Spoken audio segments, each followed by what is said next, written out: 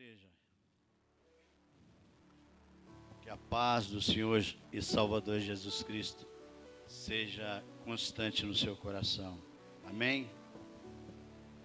Quero saudar também os nossos irmãos que estão nos acompanhando também através das nossas transmissões online. Que Deus possa estar abençoando a vida de cada um nessa noite. Que o Senhor possa falar profundamente no coração de cada um, daqueles que estão presentes, daqueles que estão nos seus lares, em nome de Jesus. Deus seja louvado, glória a Deus. Eu quero agradecer a Deus nesta noite mais uma vez pela oportunidade que o meu Senhor está me dando para novamente estar ministrando a palavra dele nessa casa, na casa do Senhor. Essa casa onde ministra a palavra que muda a nossa vida, que transforma, que tem transformado o viver de todos que aqui estão e daqueles que estão nos acompanhando, em nome de Jesus. Amém? Eu quero te convidar para ler um texto da palavra de Deus e logo em seguida a gente vai estar orando. Amém? Eu quero te convidar, peço você que abra a palavra do Senhor no livro de Mateus. Você que está em casa, pega a sua Bíblia e nos acompanhe também lendo a palavra de Deus juntos, para que você seja edificado e transformado com essa bênção tão maravilhosa que é a palavra do Senhor para nossas vidas. Amém? Mateus capítulo 5, nós vamos estar lendo apenas até o versículo 9. Amém? Mateus capítulo 5, nós vamos estar lendo do versículo 1 até o versículo 9. Amém? Todos encontraram? Glória a Deus. Deus seja louvado. Vendo Jesus as multidões, subiu ao monte e assentou-se. Aproximaram-se dele os seus discípulos. E ele começou a ensiná-los, dizendo: Bem-aventurados os pobres de espírito, porque deles é o reino dos céus. Bem-aventurados os que choram, porque eles serão consolados. Bem-aventurados os mansos, porque eles herdarão a terra. Bem-aventurados os que têm fome e sede de justiça, porque eles serão fartos. Bem-aventurados os misericordiosos, porque eles alcançarão misericórdia. Bem-aventurados os puros de coração, porque eles verão a Deus. Bem-aventurados os pacificadores, porque eles serão chamados filhos de Deus. Nós vamos parar aí no versículo 9, as bem-aventuranças, elas terminam no versículo 12, mas para que não ficasse muito extensa essa ministração, nós vamos estar até o versículo 9, amém? Deus, em nome de Jesus, eu sei que o Senhor já falou comigo nesse dia, já falou comigo através dessa palavra, e eu tenho certeza e tenho confiança no Senhor, que o Senhor também vai falar com a tua igreja nessa noite. Aqueles que mantêm o coração aberto para o Senhor, aberto para ouvir, para meditar naquilo que a tua palavra nos ensina, eu tenho certeza que serão, em nome de Jesus, impactados com a tua palavra nessa noite. Tu és maravilhoso, Senhor. Usa-me, Senhor, como um instrumento nas tuas mãos nessa noite. Faça de mim um canal de transmissão, de bênção para a tua igreja, para a vida de cada um que está nos acompanhando nessa noite. A tua palavra é maravilhosa, Senhor. E eu quero dizer para ti nessa noite, como sempre digo, eu sem a tua unção, sem o teu poder, sem o Senhor me usar de mim, não vai sair nada. Mas eu tenho certeza e confiança que o Senhor irá me usar nessa noite de maneira grande e poderosa, em nome de Jesus. Podem assentar, em nome de Jesus. Glória a Deus. Graças a Deus. O tema que eu coloquei nesse sermão, o tema é cidadão do reino. Amém? Mas eu quero te fazer uma pergunta nessa noite. Como nós vemos aí no princípio desse texto que nós lemos, que Jesus, ele vê uma grande multidão. E ele inicia ali o seu ensino, o seu sermão. Nós conhecemos esse sermão, muitos de nós conhecemos como o Sermão do Monte, outros conhecem e divulgam como o Sermão da Montanha. Mas eu quero te fazer uma pergunta: como seria o início de um sermão, de uma palestra, de um ensino, vindo de um líder religioso nos dias de hoje? Eu gostaria que você prestasse bem atenção, que eu não estou falando aqui de um pastor que zela pelas ovelhas, que tem cuidado pelas ovelhas, de um pastor que paga o preço pelas ovelhas. Eu estou dizendo para você como seria o início de um sermão, de um ensino, de um grande líder religioso nos dias de hoje. Qual seria a sua grande preocupação nesse ensino ao deparar com uma grande multidão? Qual seria?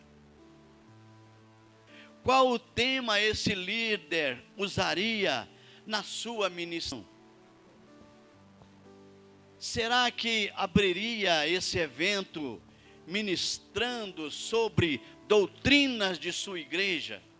Será que esse líder ia iniciar o seu sermão, ali o tema principal seria doutrina, seria ensinar ali aquela multidão como vestir, como se trajar, como cortar o cabelo, se deveria usar maquiagem ou não?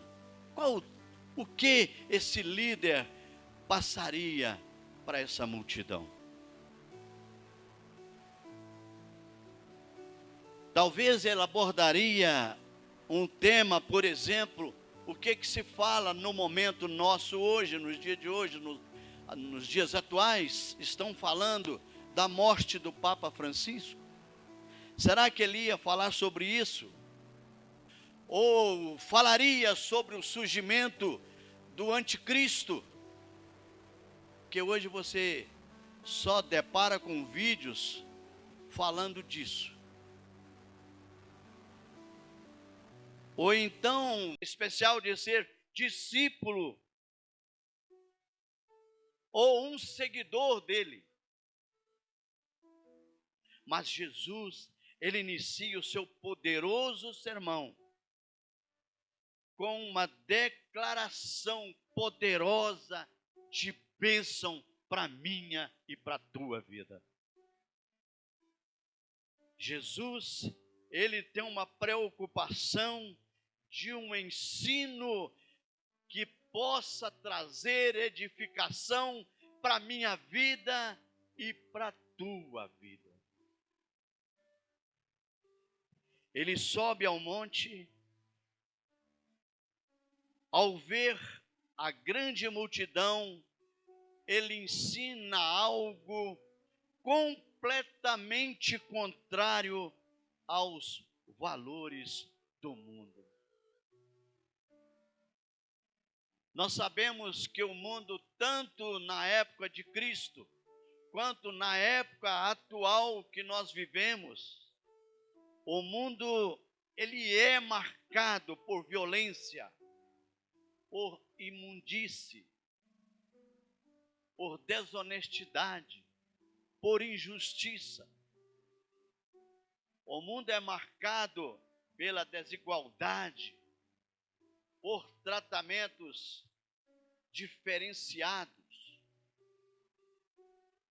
Nós sabemos que naquela época o Império Romano, ele valorizava o poder militar, o direito e a lei, com a disciplina e a ordem, sendo essenciais para a manutenção do império. Enquanto o mundo valoriza o poder, o status, o dinheiro e a autopromoção, Jesus aponta para uma outra direção. E ele nos mostra o caráter dos verdadeiros cidadãos do reino de Deus. Jesus, ele aponta para uma outra direção e isso nos desafia muito nos dias de hoje. Ele mostra o caráter dos verdadeiros seguidores dele. Jesus, ele tem preocupação de ensinar a verdade para o povo de Deus. E eu nessa noite eu quero te convidar, meu irmão e minha irmã, para que junto nós possamos caminhar nessas bem-aventuranças de Cristo, ensinadas por Ele, e deixar que o Espírito Santo de Deus revele em que áreas nós precisamos mudar, em que áreas precisamos ser edificados, em que áreas precisamos ser transformados.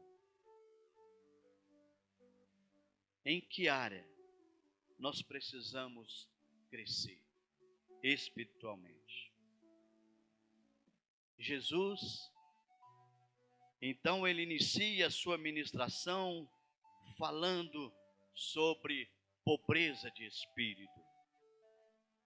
E ele diz: bem-aventurados pobres de espírito, porque dele é o reino dos céus. Jesus começa com humildade. E como nós precisamos ser humildes. Talvez o que mais falta na minha vida e na sua é ter humildade no nosso coração.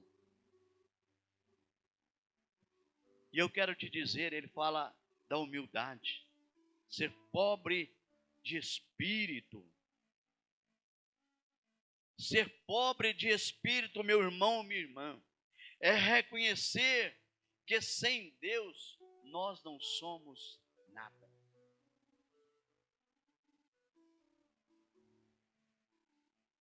Ser pobre de espírito é o oposto do orgulho espiritual.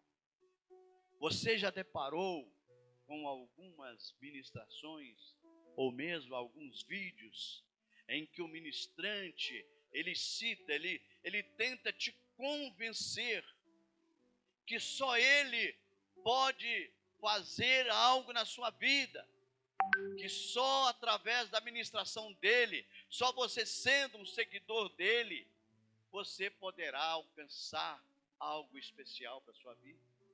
Você já deparou com pessoas que acham que ele é que é o tal, que através dele as coisas acontecem, mas sem ele você não vai conseguir fazer nada? Meu irmão e minha irmã, pobre de espírito significa reconhecer a própria fragilidade e necessidade de Deus em minha vida, em Deus em sua vida. Aquele que é pobre de espírito, ele busca o Senhor, ele reconhece que sem a manifestação do Espírito Santo de Deus na vida dele, ele não é nada. Aleluia. É reconhecer a dependência de Deus e a própria incapacidade de ser salvo sem Ele. Existem pessoas que ela acha que ela consegue tudo. Ela não toma a direção de Deus para fazer nada. Ela vai fazer algo, ela nem ora, nem coloca nas mãos do Senhor. Essas pessoas são pessoas que acham que ela não depende de Deus para nenhum tipo de realização. Em vez de depender de riqueza, poder e méritos, o pobre de espírito busca em Deus a solução para a sua dificuldade.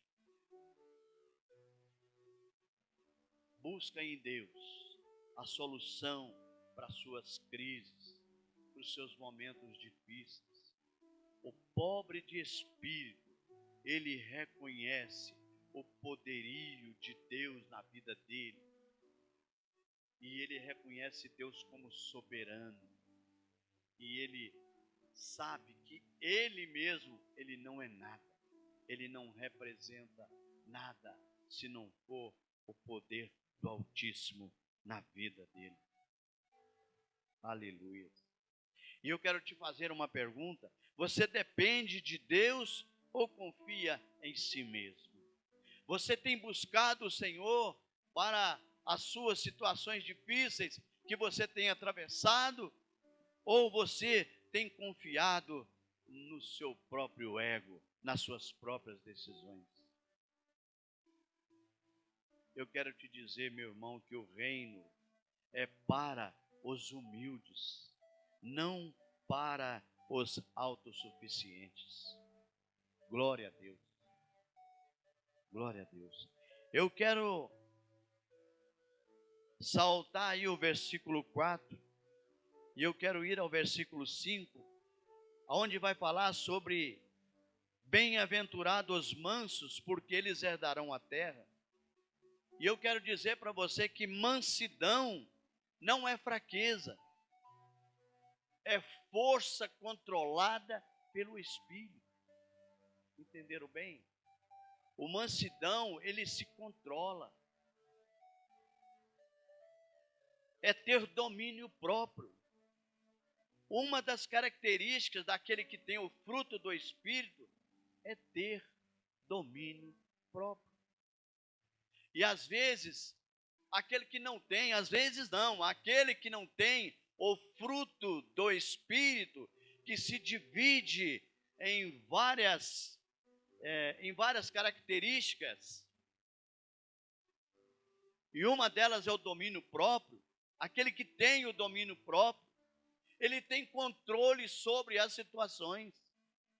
Ele não decide situações que às vezes na hora da ira, na hora da raiva, na hora que ele é muitas das vezes confrontado com algumas situações, aquele que não tem domínio próprio, ele parte para cima, ele quer resolver as coisas na mão, na hora.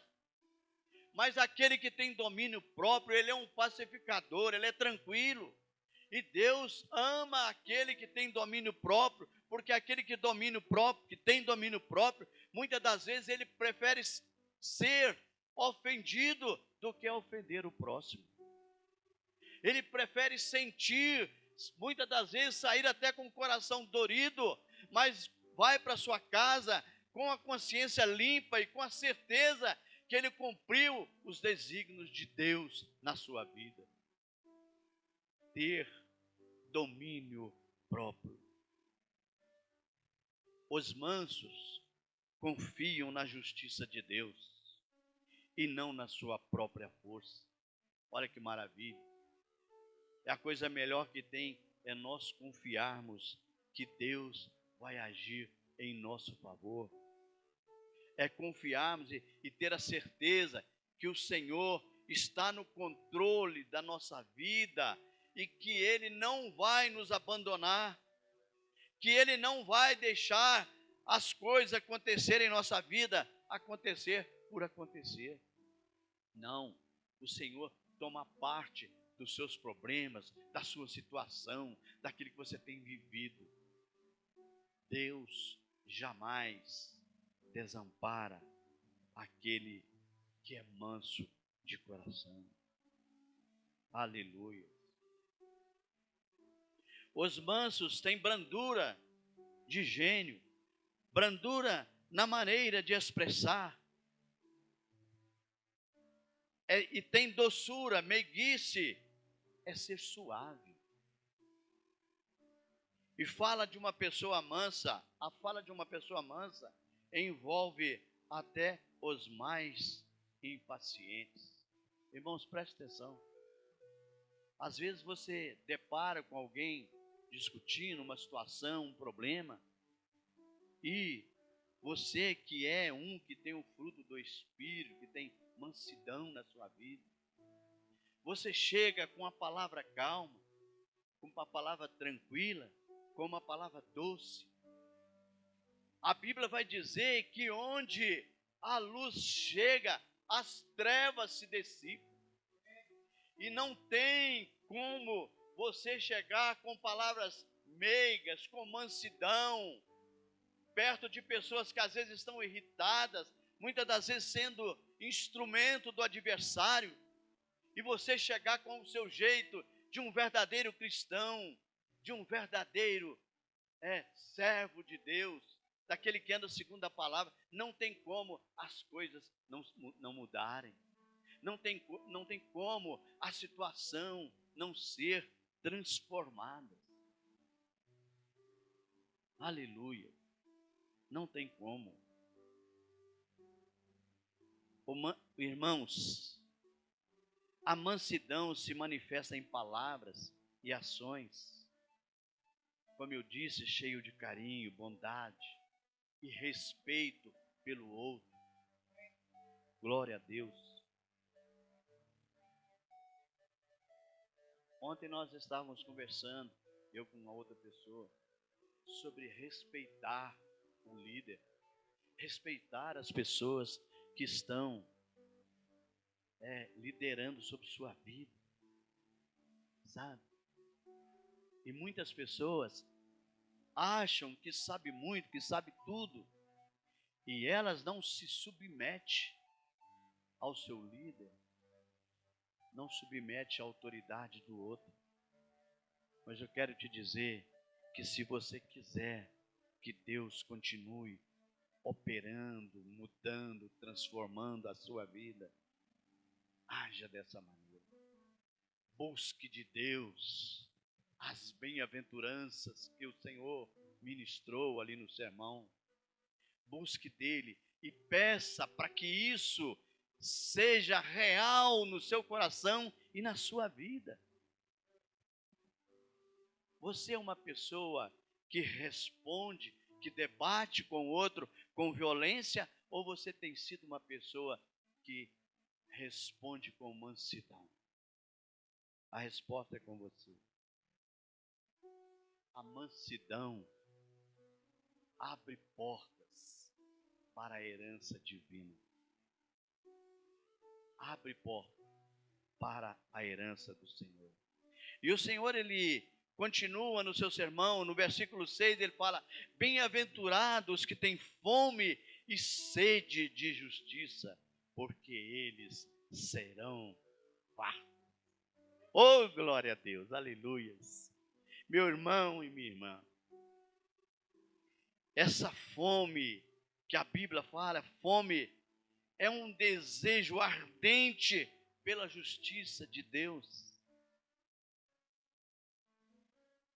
por viver corretamente e ver o mundo transformado.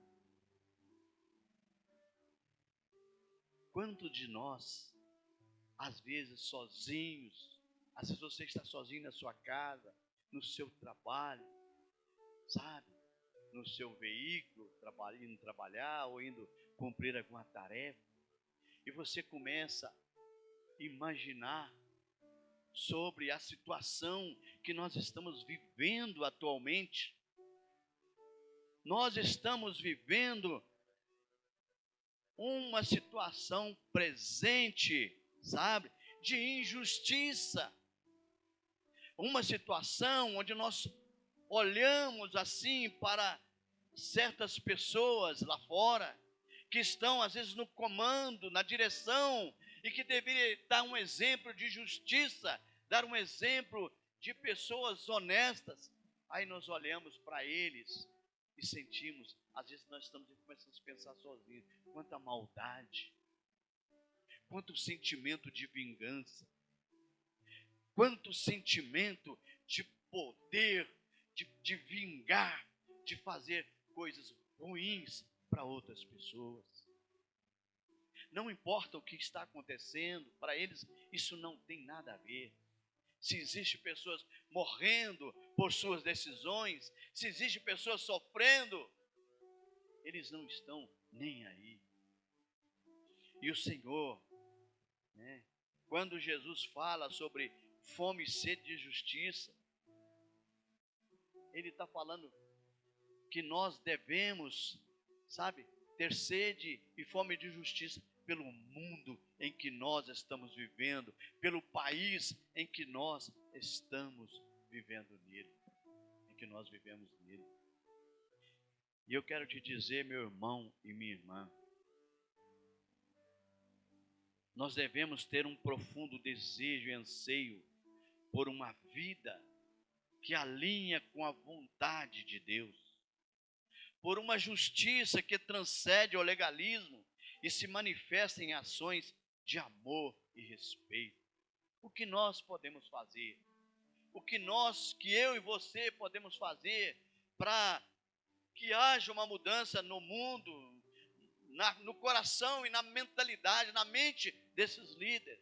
Orar, buscar do Senhor, colocar diante do Senhor e pedir que Ele intervenha, porque uma coisa eu quero dizer para você nessa noite: a Bíblia diz que o que o homem semear, ele vai colher. O que eles estão semeando, ou mais cedo ou mais tarde, eles vão colher, e eles vão sentir a dor da maldade de prejudicar os incapacitados, os pobres e humildes de coração.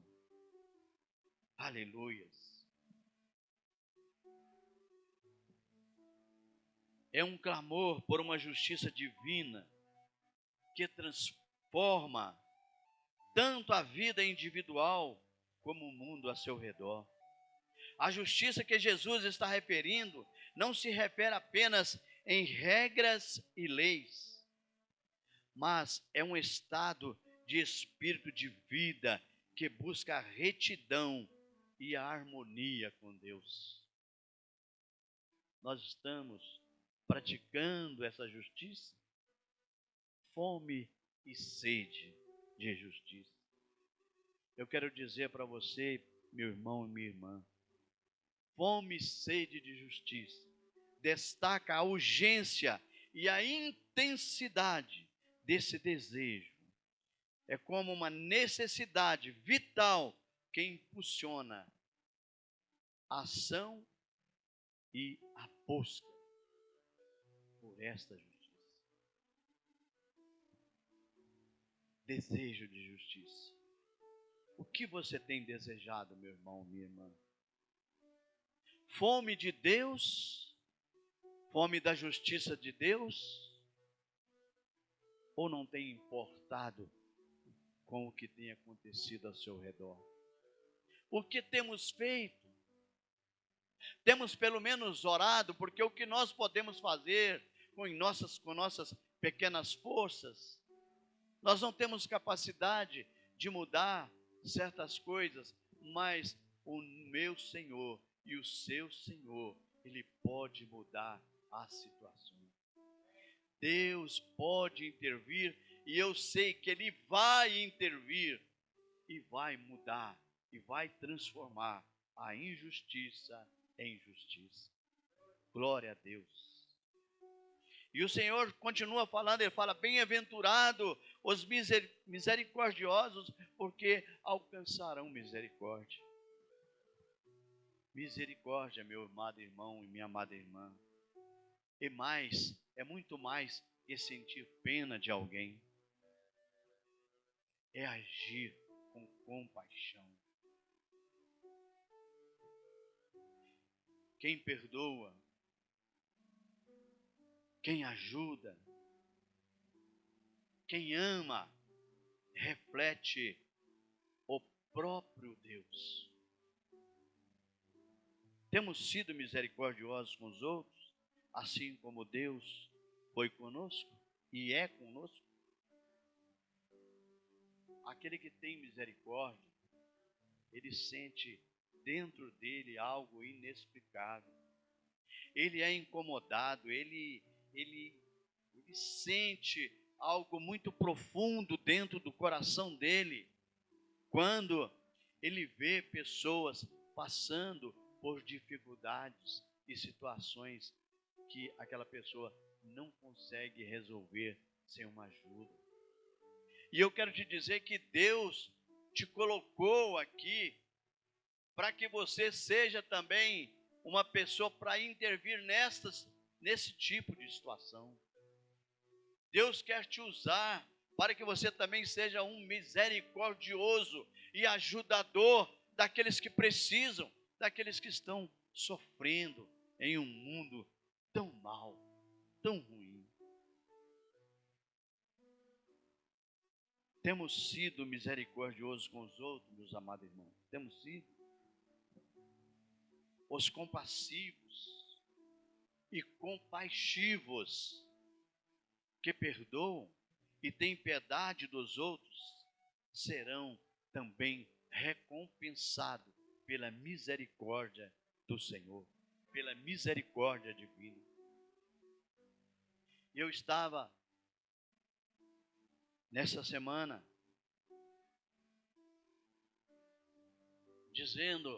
contando para minha esposa uma situação de uma pessoa. E essa pessoa, na quinta-feira, começou a expressar para mim aquilo que ela estava passando. E eu comecei a fazer uma análise da vida daquela pessoa. E eu comecei a me colocar no lugar dela. Porque o que Cristo fazia, igreja, o que o Senhor fazia sempre em suas ministrações, em seus ensinos, era colocar no lugar do outro. Compaixão é se colocar no lugar do outro, é sentir o que o outro está sentindo. Isso é compaixão. E aquela mulher me disse: olha, eu estou passando uma situação muito difícil. Vou contar, não vou citar nomes aqui. Ela disse da situação do seu pai, que teve suas pernas amputadas por uma doença. E o que o pai dela recebe do INSS não dá nem para cobrir os medicamentos. E ela está desempregada.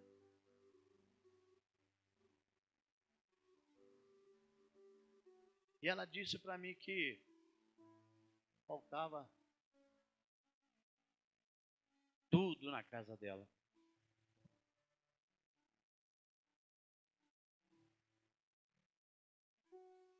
E depois ela disse para mim, passou outra mensagem e falou comigo, que se a gente fosse contribuir com ela, para ajudá-la, falei com o Marcone também. Aí ela disse: olha, se for me ajudar, ajude também com produto de limpeza, porque o meu pai está nessa situação, então ele faz xixi na cama e a casa fica impregnada de mau cheiro. Traz também produto de limpeza. E eu conversei com o pastor Edmilson, ele se prontificou, a gente está ajudando. O pastor nunca negou nesse sentido de ajudar alguém. Mas eu quero te dizer, quando você tem compaixão, você sente dentro de você algo que, enquanto você não realiza em favor daquela pessoa, você não fica tranquilo. Isso é ter compaixão. Ter compaixão é muitas das vezes olhar a nossa situação, que temos às vezes tudo dentro de casa. Às vezes até sobra as coisas, até estragam as coisas. E enquanto outras pessoas não têm o que comer. Ao sermos misericordiosos, nós demonstramos o nosso amor por Deus e pelos outros. E isso nos torna merecedores da misericórdia do Senhor. Eu quero dizer para você, você que tem pensado no próximo, quero te dizer que Deus tem olhado para a tua vida com misericórdia e com compaixão.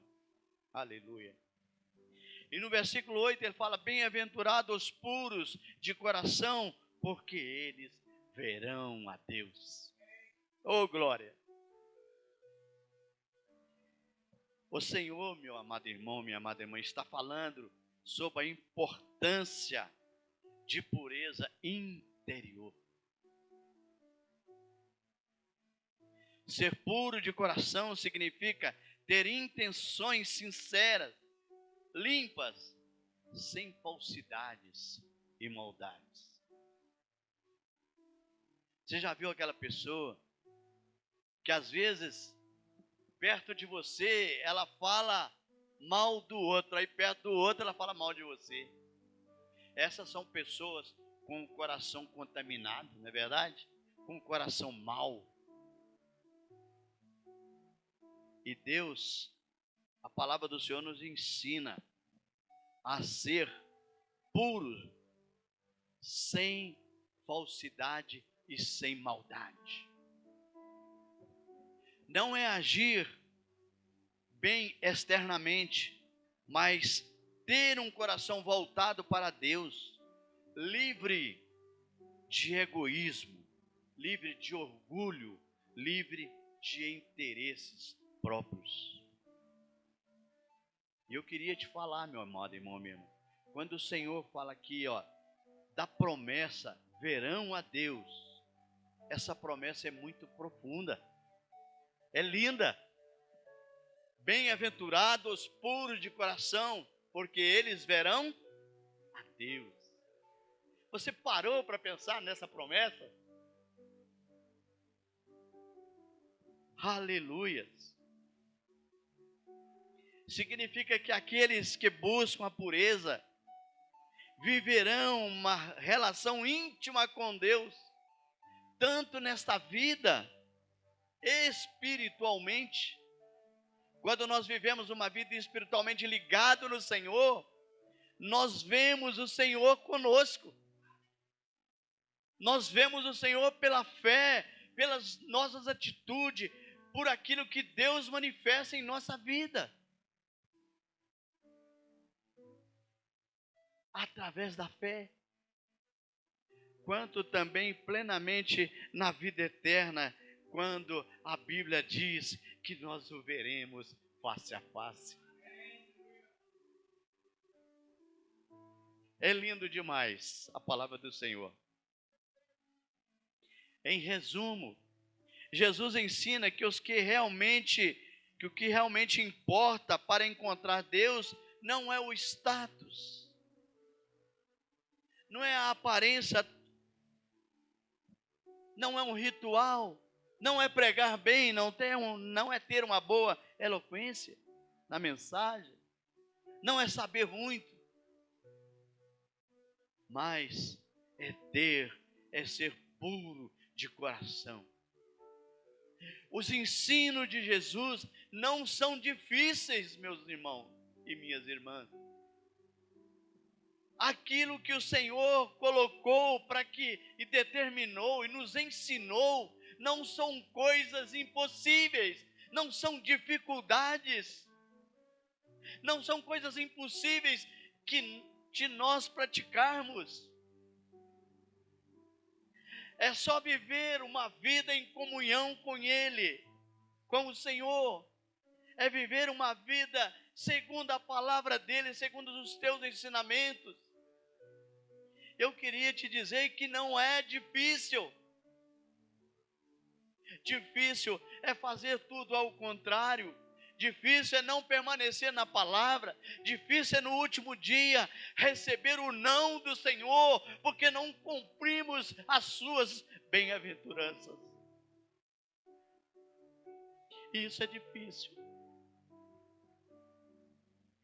Bem-aventurados os pacificadores, porque eles serão chamados filhos de Deus.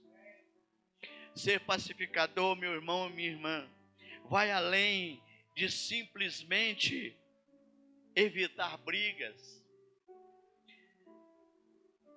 Jesus fala, ele está falando de pessoas que ativamente promovem a paz. Paz na família, nas amizades, na sociedade e também entre o ser humano e Deus.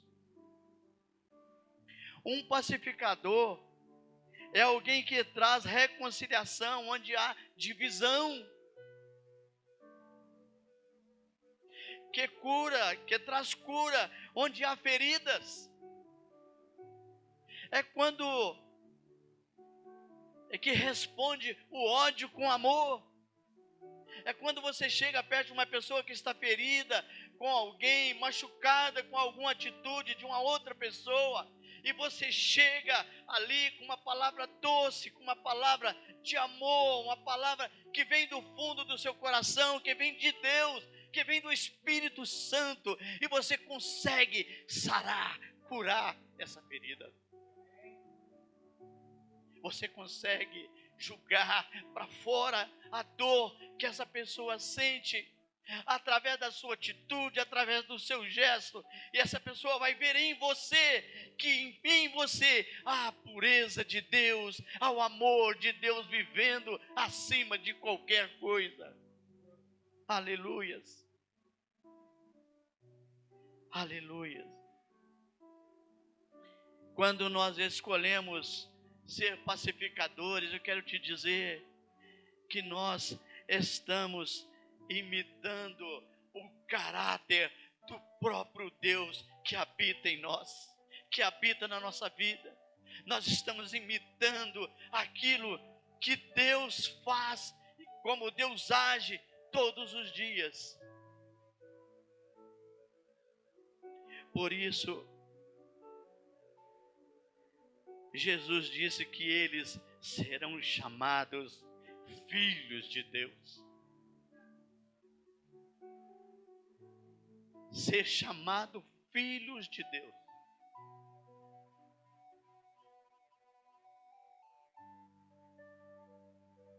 Ser pacificador, eu sei que não é fácil. Às vezes exige perdoar.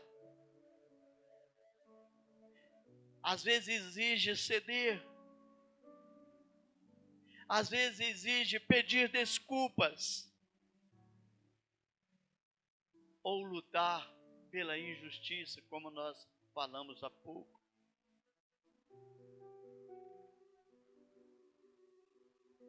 Meu amado irmão, minha amada irmã, eu quero voltar agora já para estar encerrando.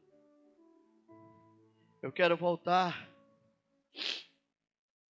Deus seja louvado, lá no versículo 4, onde nós pulamos. Quando Jesus diz lá no versículo 4, ele fala: bem-aventurado os que choram, porque serão consolados. Aleluia. Jesus não está falando aqui de qualquer choro. Jesus não está falando aqui de um choro por um sofrimento meu, por alguma coisa que me aconteceu, pela vida de uma pessoa, de um rapaz que perdeu a sua noiva, que terminou um casamento. Jesus não está falando disso. É um choro, é um pranto pelo pecado. Reconhecendo o pecado não só nosso, mas da humanidade. É pela dor do mundo. Jesus está falando de um choro pelo sofrimento causado pelo distanciamento de Deus. É chorar pela vida daqueles que estão cada dia mais distantes, estão rejeitando o amor do nosso Senhor e Salvador Jesus Cristo. O choro que Jesus fala aqui é chorar pelos perdidos, por aqueles que já não se encontram mais, já não tem mais identificação nenhuma para a sua vida. Jesus, Ele está falando pelo sofrimento, pelas almas perdidas que estão lá no mundo, que nós às vezes não importamos.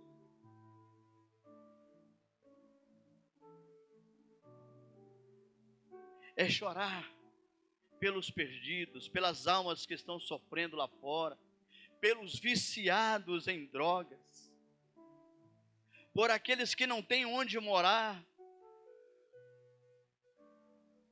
É chorar pela vida daqueles que neste momento não têm onde dormir. Esse é o choro que Jesus está falando. Bem-aventurado os que choram, mas é chorar de compaixão, de dor, pelo sofrimento alheio, pelo sofrimento das pessoas, pelos sofridos, pelos desamparados, pelos cativos, que muitas das vezes nessa hora estão procurando um lugar para repousar a sua cabeça, que não tem um banheiro para tomar um banho. Esse é o choro que Jesus está falando, meus irmãos. Chorar pelos doentes, pelos desamparados, chorar pelos desempregados,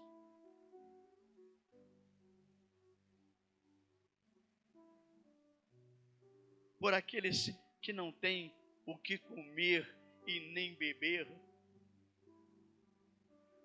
Ah, Senhor, tem misericórdia dessas vidas. Doentes. Na quinta-feira, eu levei a minha esposa e ela na expectativa de fazer um exame. E quando ela chegou lá, não era exame, era uma consulta.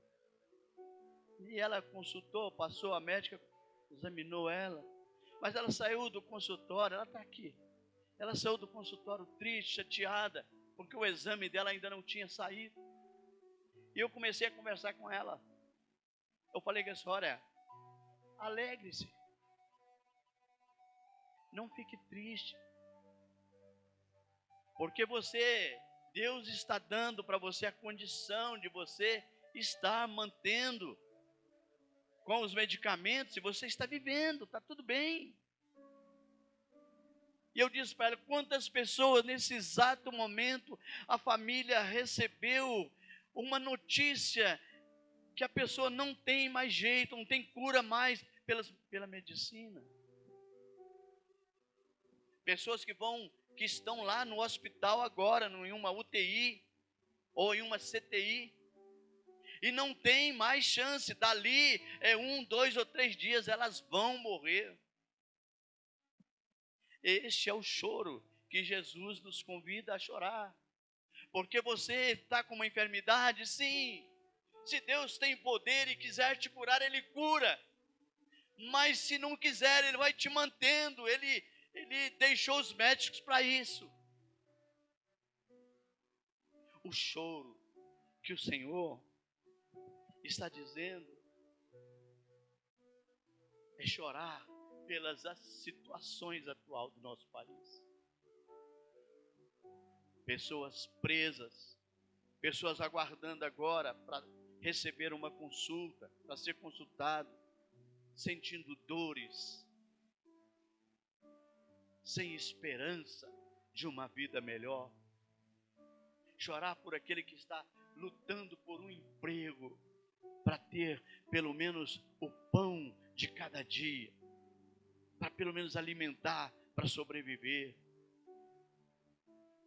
Eu quero te convidar, irmãos, meus irmãos e minhas irmãs, para fazer uma reflexão da sua vida. E você vai ver que você está bem, Deus tem te mantido de pé, Deus tem te sustentado, Deus tem contemplado a sua vida e a sua dor, e Deus tem suprido a sua necessidade. Deus tem te abençoado. E às vezes nós não reconhecemos esse tão grande amor de Deus. Às vezes nós não paramos para glorificar o nome dele e exaltar por tudo que ele tem feito na minha e na sua vida. E eu gostaria que você começasse a fazer uma reflexão a partir de agora, a partir desse momento, aí sentado. Comece a pensar por tudo aquilo que Deus tem feito na sua vida e pensar naquilo que Deus precisa mudar e transformar para que as bem-aventuranças permaneçam no seu coração e que você passe a viver todos os dias a palavra viva do Senhor. E é essa palavra que traz um conforto grande para o meu e para o seu coração. É essa palavra que transforma a nossa vida. E essa palavra que trouxe você aqui nessa noite. É essa palavra que tem edificado a tua vida. É essa palavra que você que está nos acompanhando também pelo canal, pelas redes sociais aí, que Deus tem te sustentado. Deus tem sido a sua âncora, o seu suporte. Que Deus, em nome de Jesus, possa mudar o nosso ser, mudar a nossa vida com relação às nossas atitudes. Que nós possamos pensar e refletir nos ensinamentos do Senhor e viver essa palavra todos os dias de nossa vida. Eu te convido a ficar de pé, antes de estar retornando o microfone aqui para o pastor. Eu quero te convidar a ficar de pé. Fique de pé agora. E num ato de humildade, sabe? Um ato de reconhecer a sua humildade. Eu gostaria que você colocasse a mão sobre o seu peito. Coloque a mão sobre o seu peito e você vai orar comigo. Você vai orar comigo. E eu tenho confiança no Senhor. Confiança no meu Deus. Que Ele vai tocar no mais profundo do seu coração. Meu Pai, a palavra do Senhor é doce, Senhor. A palavra do Senhor é poderosa. A palavra do Senhor traz orientação para a nossa vida, para a nossa caminhada. E a palavra do Senhor traz vitória para nós. E eu quero pedir ao Senhor de uma maneira muito especial nessa noite. Visita o coração desse irmão, dessa irmã que está aqui. Visita o coração daqueles que estão nos acompanhando também através dessa transmissão. Senhor, coloca dentro de cada um de nós, Senhor, a necessidade de mudança naquilo que for preciso, para que possamos viver as bem-aventuranças do Senhor. Quebra, Senhor, as barreiras, quebra o egoísmo, quebra, Senhor, tudo aquilo que traz separação entre nós e o Senhor. Transforma o coração dessa igreja. Ensina cada um aqui a viver as bem-aventuranças do Senhor. Ensina-nos a viver a Tua palavra, para que a Sua promessa viva em nós, meu Pai. A Sua promessa possa cumprir na nossa vida. Nós queremos, como a Tua palavra diz e nos promete, nós queremos ver o Senhor. Nós queremos ver o Senhor através, ó Senhor, do Teu Espírito Santo, da manifestação do Teu poder em nossas vidas. E queremos ver o Senhor também lá na glória um dia. Fortaleça, Senhor, aqueles que estão buscando do Senhor o fortalecimento para a caminhada. Daqueles que estão encontrando dificuldades para caminhar, por uma dificuldade, por um problema. Meu Deus, Tira todas as barreiras, joga por terra, Senhor, toda corrente, todo mal. Não há impossível para o Senhor. Sonda os nossos corações e o que for preciso mudar, em nome de Jesus, que o Senhor mude em nossas vidas. Eu queria, em nome de Jesus, falar para você que está aqui nessa noite, aquele que, se existe alguém no nosso meio que ainda não aceitou Jesus como o seu único e suficiente Salvador, que gostaria de confessar a Cristo nessa noite, esse Deus das bem-aventuranças. Se existe alguém no nosso meio que possa dar um passo aqui na frente, para que possamos orar pela sua vida, em nome de Jesus, em nome de Jesus. Continue conosco, Senhor, continue operando no nosso coração e na nossa vida, em nome do nosso Senhor e Salvador Jesus Cristo. Glória a Deus, obrigado, Senhor.